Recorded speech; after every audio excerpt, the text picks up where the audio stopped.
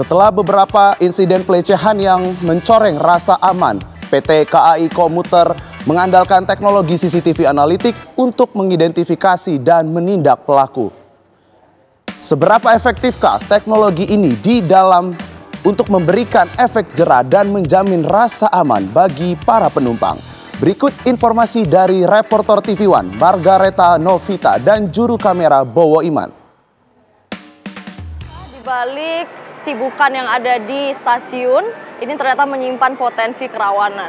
Namun, selain dari kesibukan ternyata juga tersembunyi sebuah sistem pengawasan yang cukup canggih yang dinamai CCTV analitik.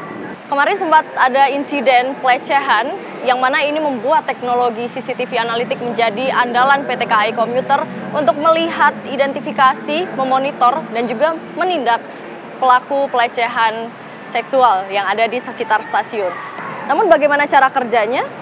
Dan apakah ini cukup efektif untuk memberikan efek jera kepada pelaku pelecehan seksual? Saya akan menelusurinya untuk Anda pemirsa TV One. Stasiun kereta yang padat menyimpan potensi kerawanan. Setiap hari jutaan penumpang berlalu lalang dan di tengah kesibukan itu terselip ancaman yang mengganggu rasa aman, seperti pelecehan seksual. Namun, di balik hiruk-pikuk ini tersembunyi sebuah sistem pengawasan yang canggih, CCTV analitik.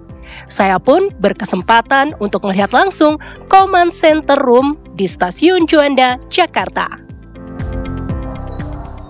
Ini layar-layar yang untuk memantau ya. Pemantauan, jadi CCTV analitik kita itu sudah ada di semua stasiun, Jabodetabek, di Jogja, Solo juga, dan nextnya akan di Surabaya dan Bandung. Karena kan memang wilayah kerja kita nggak cuma di Jabodetabek. Betul. Seperti itu. Nah, jadi mungkin Bali bisa lihat ya layar-layar di sini bagaimana dari teman-teman timnya pelayanan sistem kami ini bekerja dari pelayan di medsos, pemantauan CCTV analitik, dan rute perjalanan KRL itu sendiri.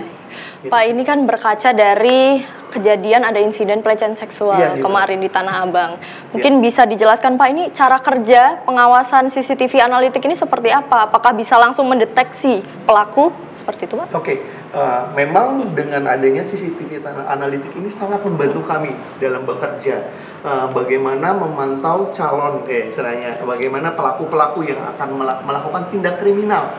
Salah satunya di pelecehan seksual kemarin di Stasiun Tanah Abang yang sempat viral ya di Lebaran kedua atau. Nah itu jadi CCTV analitik ini bekerja ketika kami mendapat laporan, memang itu sempat viral di media sosial ya. Jadi di media sosial itu kami langsung melakukan penelusuran dengan CCTV analitik. Jadi berdasarkan ciri-ciri yang ada disampaikan oleh korban, kita ikut masuk ke dalam, kita lihat di CCTV analitik itu.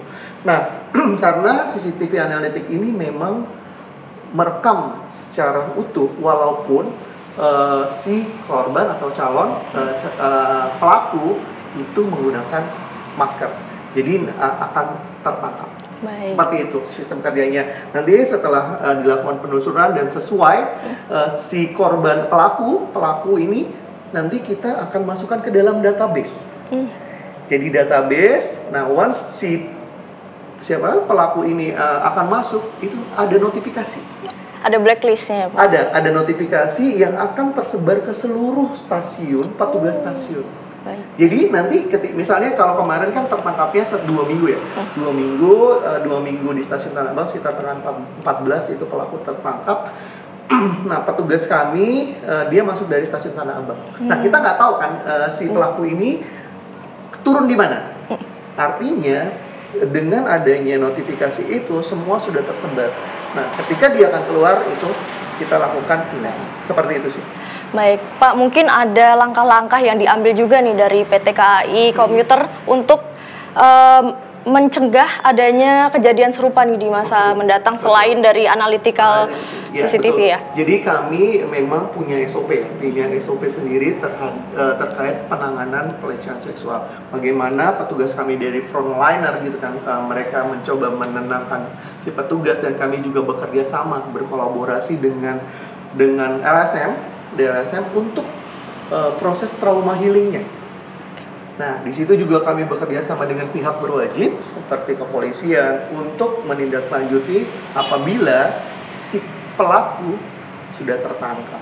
Jadi antisipasinya kami ya memang ada sosialisasi di stasiun, di dalam kereta, dan kami juga melakukan sosialisasi per 3 bulan sekali untuk stop pelecehan seksual di stasiun dengan mengajak kolaborasi juga tahun lalu, bulan lalu itu kami berkolaborasi dengan komunitas. Kita jadi ajak komunitas KRL ya, komunitas kereta ini untuk sama-sama yuk kita cegah tindak pelecehan seksual. Baik Pak Leza, mungkin juga bisa dijelaskan lebih lanjut. Tadi kan disebutkan sudah bekerja sama dengan pihak yang berwajib ya.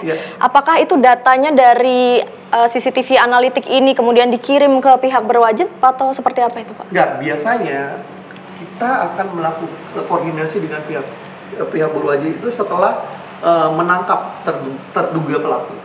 Nah, jadi nanti misalnya ada penyelesaian secara langsung ya, ketika di stasiun terduga pelaku tertangkap, korban langsung melaporkan. Nah, di situ nanti kita melakukan interogasi dari tim keamanan kita. Setelah itu nanti ditindaklanjuti langsung kita laporkan ke polisi. Seperti itu sih. Jadi korban dan terduga korban kita bareng-bareng. Jadi kita akan selalu mendampingi si korban ketika melakukan pelaporan ke pihak yang berwajib.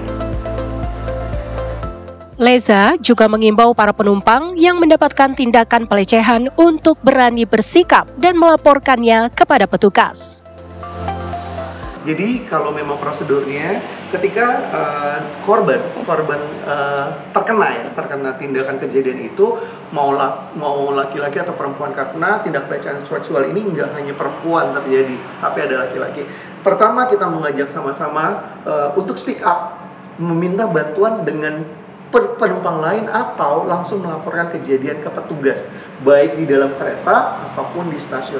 Nanti di situ akan ditindaklanjuti. Kalau misalnya si terduga pelaku ini masih ada di stasiun, nanti kita telusuri dari sisi CCTV. Seperti itu sih prosesnya. Lantas, apa ya pendapat para penumpang perempuan mengenai pengalaman dan harapan mereka atas keamanan di kereta komuter? Naiknya memilih ke gerbong wanita ya. Jadi untuk menghindari, yang saya tahu memang kan ada ya namanya berdempet-dempetan ya. Jadi mau nggak mau saya harus menunggu. Yang penting saya harus naik yang itu aja, yang gerbong wanita aja. Sepertinya itu harus ditambah. Jadi 6 gerbong lah, belakang 3, depan 3. Pengalaman saya selama naik KRL sih sejauh ini alhamdulillah aman-aman aja.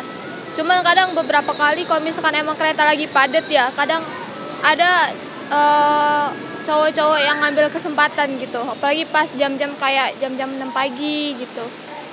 Kalau menurut saya itu perlu dan penting banget sih. Malah kalau bisa saya berharap itu ditambah lagi. Karena kalau cuma 2 gerbong doang nih, yang ujung sama yang gerbong 1, itu kayak kurang sih Mbak kalau menurut saya. Sebenarnya kalau merasa aman kurang ya, terutama di gerbong yang campur gitu kalau misalkan lagi jam rush hour. Cuman kenapa pilih naik KRL? Karena dia rutenya tuh lebih dekat ke kantor atau ke tujuan, lebih dekat dibanding yang lain sih. Ya harapannya ke depan KCI lebih ini lagi lah, aware terhadap cewek-cewek yang pengguna KRL setiap harinya. Upaya PT KAI Komuter dalam memberantas pelecehan seksual, terutama dengan pemanfaatan teknologi CCTV analitik dan kebijakan blacklist, patut diapresiasi. Namun, menciptakan transportasi umum yang benar-benar aman adalah tanggung jawab kita bersama. Keberanian korban dan saksi untuk melapor, kesigapan petugas, serta kesadaran setiap penumpang untuk saling menjaga akan menjadi penentu. Semoga langkah ini menjadi awal dari perjalanan yang lebih aman dan nyaman bagi seluruh pengguna KRL komuter lain. Dari Jakarta, Margaretha Novita Bowo Iman, TV One mengabarkan.